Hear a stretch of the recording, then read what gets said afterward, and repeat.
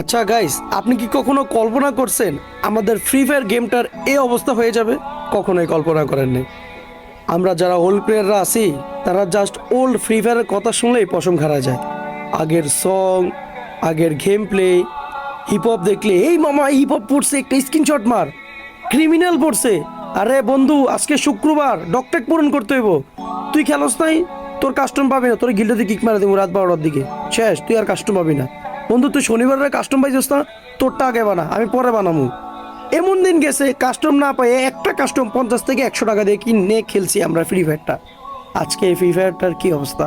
24 ঘন্টার জন্য কাস্টম দেয়, আনলিমিটেড কাস্টম দিয়ে রাখলেও কেউ খেলে না। গেমটা আগের মতো নাই ভাই, কিচ্ছু রেয়ার নাই ভাই। সত্যি ভাই, আমাদের গেমটা কি ছিল আগে? আমরা যদি কোনো হিরোইক, এক স্টার হিরোইক না, জাস্ট প্লাটিনাম ডায়মন্ডের কথাই বলি, উঠলে ভাই নিজেরে নিজে কিং ভাবতাম। আর এখানে যদি আজকে মাস্টারও উঠে যায়, কোনো ফিলই পাই না। সত্যি ভাই।